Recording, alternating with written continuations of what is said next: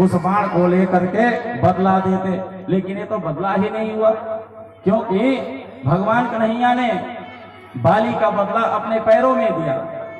भगवान श्री राम जब त्रेता युग में थे तो उनके सीने में बाण मारे थे, और इधर जब द्वापर युग में वही बाली जरा नाम का व्याधा बना तो भगवान कन्हैया ने उनको अपने पैरों में जगह दिया बाण मारने के लिए, तो बदला नहीं हुआ। तो क्या कारण है कि महाराज सीने में धनुष बाण नहीं लिए।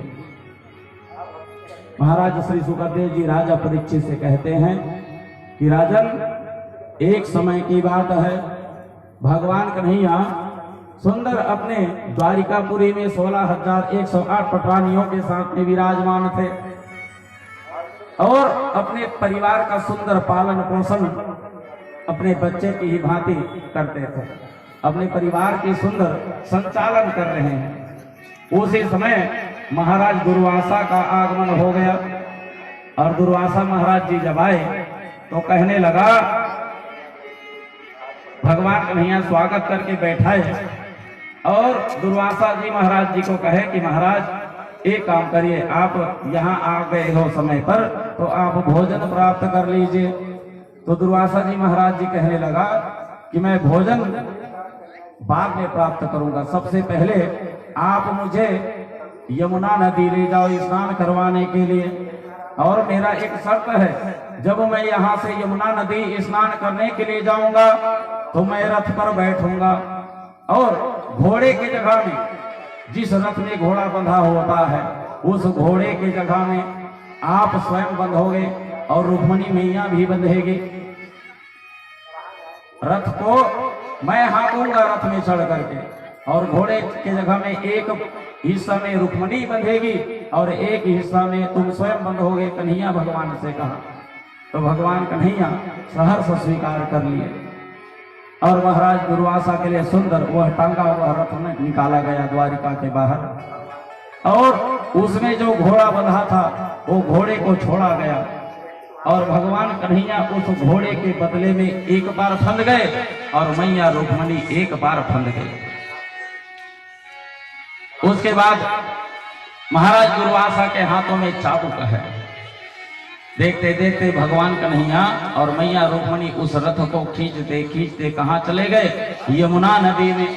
यमुना नदी में जाकर के सुंदर रथ से उतरे महाराज दुर्वासा, और उतर करके सुंदर स्नान किए। स्नान करने के बाद जो नित्य कर्म था किया, और उसके बाद जैसे ही रथ में आकर के चढ़े तो मैया रुक्मणी और भगवान कन्हैया फिर द्वारिकापुरी आने के लिए, उनके राजमहल आने के लिए खींचना चालू कर दिया।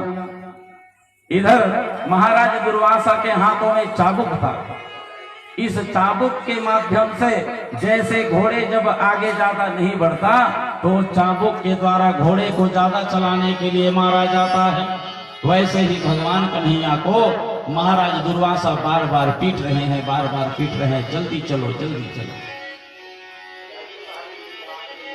जैसे दुर्वासा अपने चाबुक से भगवान कन्हैया को मारने लगे तो मैया रुक्मणी जो बगल में उनके साथ में फंदी थी, बंधी थी, उनके आंखों से अश्रुपात होना चालू हो गया। मैया रुक्मणी बार बार रोने लगे। महाराज दुर्वासा पूछे कि देवी तुम्हारे आंखों से आंसू क्यों आ रहे हैं? तब मैया रुक्मणी दुर्वासा महाराज जी से कहने लगे, क्या बताऊं महाराज, आप ये मत सोचो कि आप मेरे पति परमेश्वर जो कन्हैया हैं उनको चाबुक से मार रहे हो महाराज, इसलिए मुझे तकलीफ हो रहा होगा। इससे मुझे तकलीफ नहीं हो रहा, इसलिए मैं नहीं रो रही। अरे रोना तो मुझे इसलिए हो रहा है कि ये जो अब मेरे कन्हैया हैं, इनका दूध के फेन जैसे इनका पूरा बदन है महाराज, और पता नहीं आपके चाबुक के मार को कैसे सहते हो,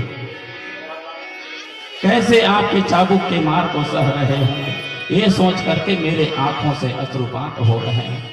आज देखते देखते खींचते खींचते भगवान कन्हैया और मैया रुक्मणी द्वारिकापुरी में महाराज दुर्वासा को ले आए। द्वारिकापुरी में आने के बाद सुंदर महाराज दुर्वासा उतरे, और उतर करके जहां भोजन कक्ष था वही बाहर में जहां भोजन करना था, महाराज दुर्वासा एक आसन पर बैठ गए। 16,108 पटरानियां महाराज दुर्वासा के लिए सुंदर 56 प्रकार का भोजन बनाया। जब भोजन बन गया तो महाराज दुर्वासा के सामने सुंदर पानी पीढ़ा रखा गया और उसके बाद भगवान कन्हैया जहां दुर्वासा महाराज जी आसन लगा के बैठे थे उनके सामने में सुंदर पानी रखा हुआ था, एक सुंदर चौकी पीढ़ा रखा हुआ था और भगवान कन्हैया से कहे कि देखो कन्हैया बना है कि नहीं। भगवान कन्हैया पता करके आए कि रसोई में क्या है। 56 प्रकार का सुंदर महाराज दुर्वासा के लिए भोजन बन चुका है। कन्हैया अपने सभी पटरानियों को कहा कि देवियों एक काम करो, महाराज दुर्वासा भोजन के लिए बैठ चुके हैं, आप सभी लोग सुंदर जो भी भोजन प्रसादी बना है दुर्वासा महाराज जी को ले जाकर के परोसते जाओ। भगवान कन्हैया महाराज दुर्वासा जहां बैठे हैं उसी के सामने हाथ जोड़ करके खड़े हुए। इधर 16,108 पटरानियां आई और 56 प्रकार का जो भी भोजन बना हुआ था उनको उनके चौकी में रख दी और कहा कि महाराज अब हमारे द्वारा बनाई गई इस वस्तु को 56 प्रकार के भोजन को महाराज आप ग्रहण करिए। महाराज दुर्वासा पानी से आचमन किया और पानी से आचमन करके जो गरम गरम खीर उनके थाली में रखा हुआ था, भगवान कन्हैया हाथ जोड़े हुए खड़े हैं कि महाराज दुर्वासा सुंदर भोजन ग्रहण करेंगे। लेकिन दुर्वासा महाराज उस गरम गरम खीर को लिए और गरम गरम खीर को ले करके खाना छोड़ दिया और जितने भी थाली में गरम गरम खीर था भगवान कन्हैया को मारना चालू कर दिया। जितने उनके परात में जो खीर था सबको भगवान कन्हैया के ऊपर गरम गरम पूरा डाल दिया। लेकिन भगवान कन्हैया एक शब्द दुर्वासा महाराज जी को नहीं बोले, हाथ जोड़े हुए खड़े। जब पूरा परात का जितना गरम गरम खीर था समाप्त हो गया, भगवान कन्हैया दुर्वासा महाराज को एक शब्द नहीं बोले तो महाराज दुर्वासा कहे धन्य हो बेटा कन्हैया, अरे तुम्हारी इस स्वागतता से मैं प्रसन्न हो गया बेटा।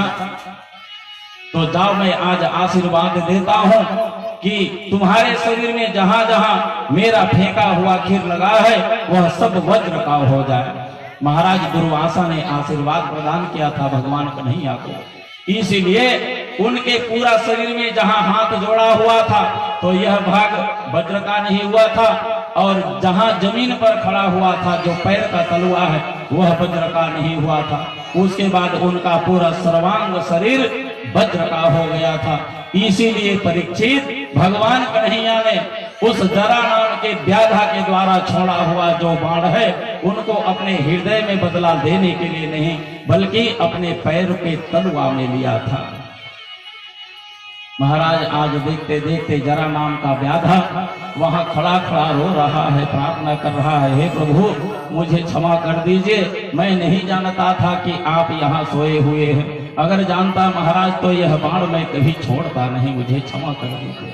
लेकिन भगवान कन्हैया कहता है अरे जरा नाम का व्याधा, ये तो भैया गहनौ करुणौ गति है, जैसा मैंने पहले किया था बस उसी का बदला लेने के लिए आप आए थे, इसमें आपका कोई दोष नहीं है। और देखते देखते भगवान कन्हैया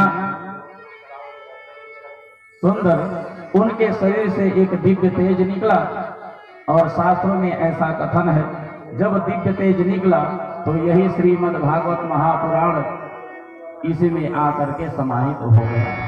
इसीलिए यह जो श्रीमद् भागवत महापुराण है वो साक्षात भगवान बांके बिहारी ही है।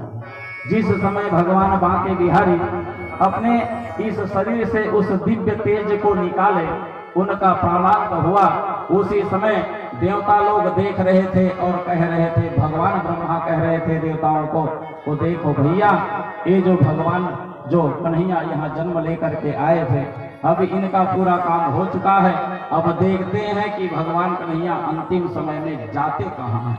सब लोग ऊपर आकाश मंडल से देख रहे हैं और देखते क्या है कि भगवान कन्हैया के शरीर से दिव्य तेज निकला और यही श्रीमद् भागवत महापुराण में आकर के समाहित हो गया। जिस समय भगवान कन्हैया इस धराधाम को छोड़ करके गए उस समय समस्त देवता लोग भगवान ब्रह्मा आकाश मंडल से पुष्पों की वर्षा करना प्रारंभ कर दिया। बोले वृंदावन हरिलाल की जय। सभी देवता आकाश मंडल से सुंदर पुष्पों की वर्षा करना चालू कर दिया। भगवान आपके सामने आ जाए और भगवान आपके सामने आकर के कहे कि मैं अब इतना दिन तक के आपके पास रहा भैया, आपको सेवा का अवसर प्रदान किया, अब मैं इस संसार सागर से जा रहा हूं, मुझे आप लोग विदा करिए। तो क्या आप लोगों में शक्ति है कि भगवान को आप विदा कर सकते?